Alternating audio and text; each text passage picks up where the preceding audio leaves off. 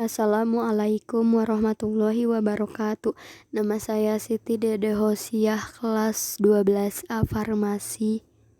Di sini saya ingin mempresentasikan mengenai pendidikan agama Islam, iman kepada hari akhir. Pengertian hari kiamat. Hari akhir disebut juga dengan hari kiamat, yang berarti hari kebangkitan. Pada hari kebangkitan ini, semua manusia yang telah meninggal dibangkitkan kembali untuk mempertanggungjawabkan semua amal perbuatannya selama hidup di dunia. Beriman kepada hari kiamat merupakan unsur pokok keimanan.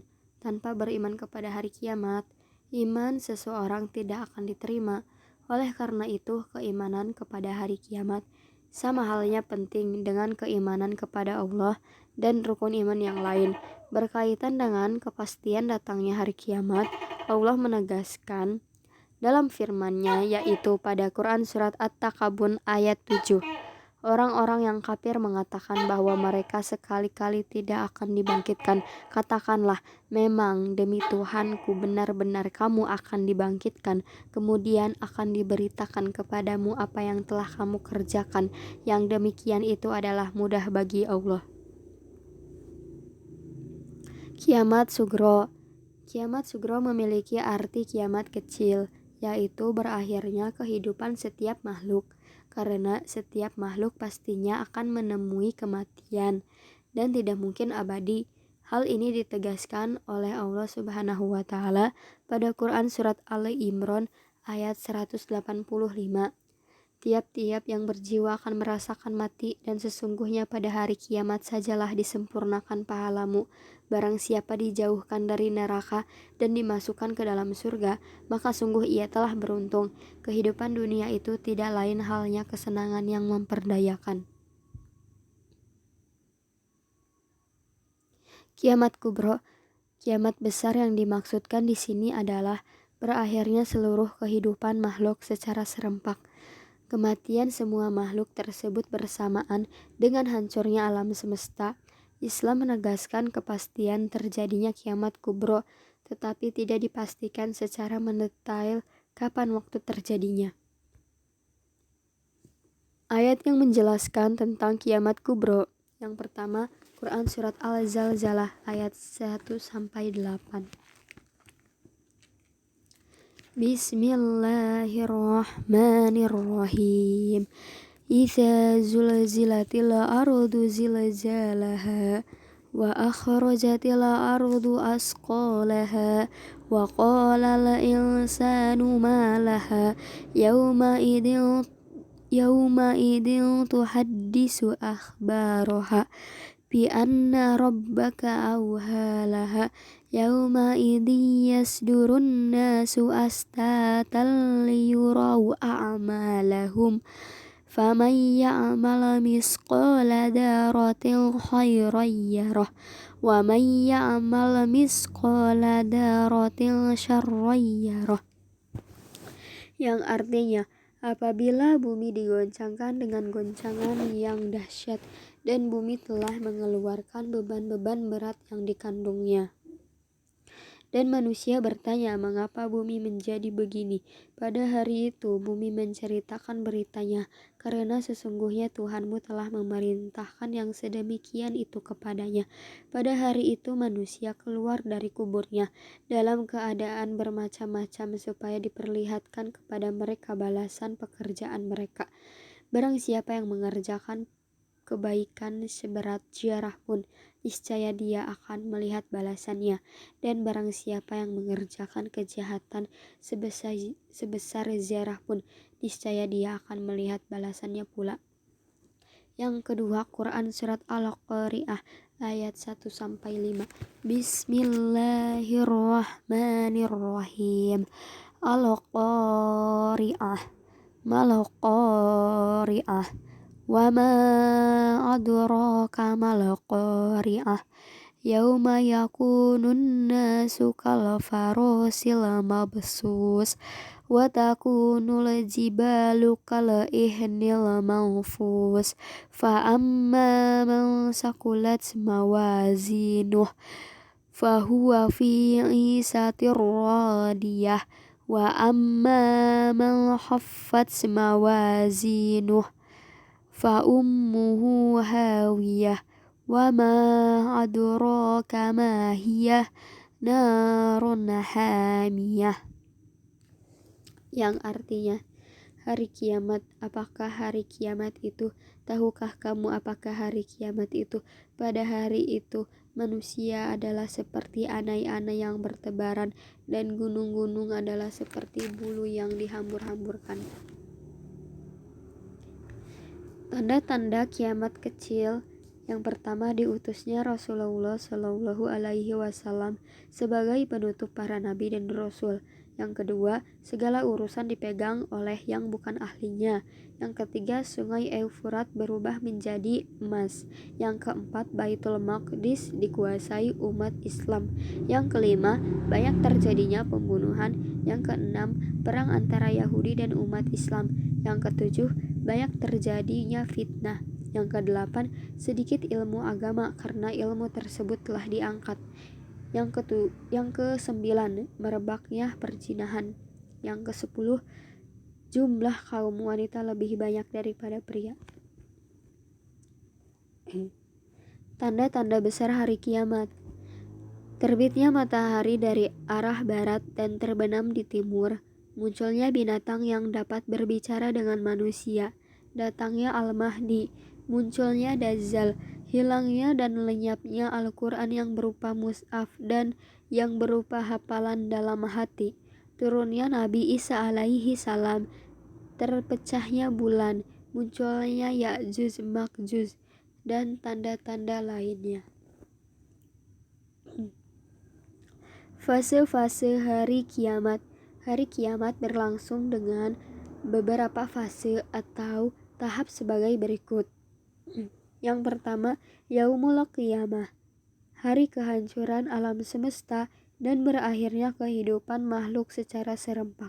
Yaumul Qiyamah ditandai dengan tiupan pertama malaikat Israfil, di mana seluruh alam semesta akan saling bertabrakan dan hancur. Yang kedua, Yaumul Ba'ats, hari kebangkitan manusia dari kuburnya.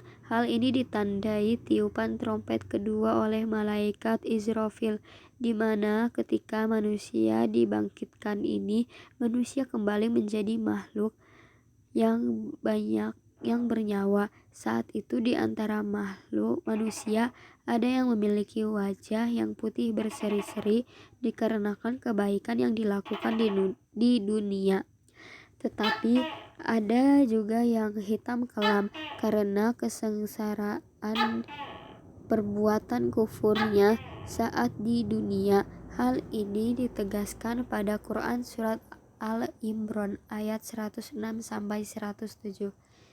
Yang ketiga, Yaumul Hasyr, hari berkumpulnya semua manusia di hadapan Allah setelah kebangkitan mereka dari kubur.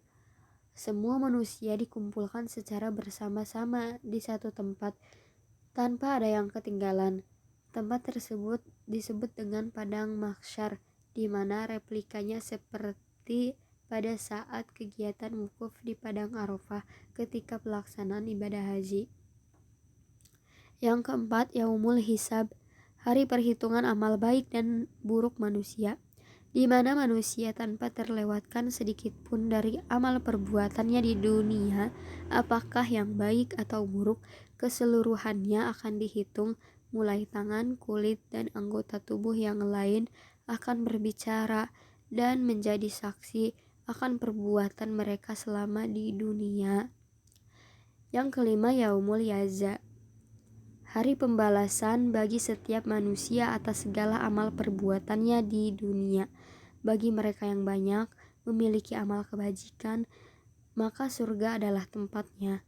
Dan bagi mereka yang memiliki dosa yang banyak, maka nerakalah tempat akhirnya kelak.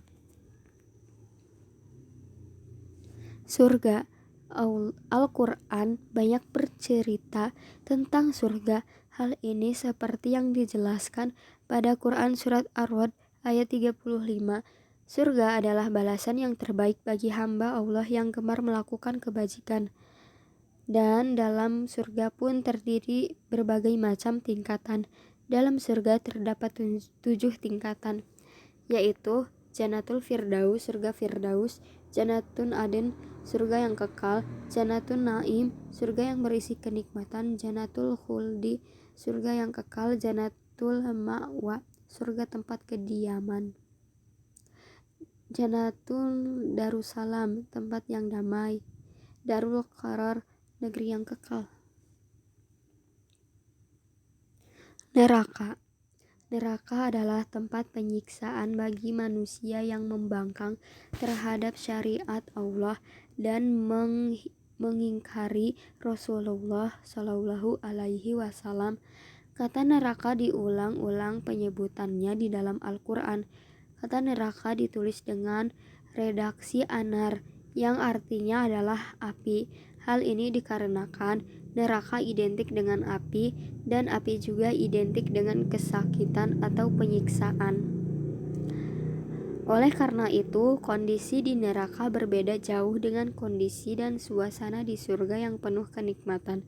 Di neraka, siksaan yang paling ringan adalah diberikan sandal yang terbuat dari api neraka, dan kemudian ketika dipakai menyebabkan otaknya mendidih.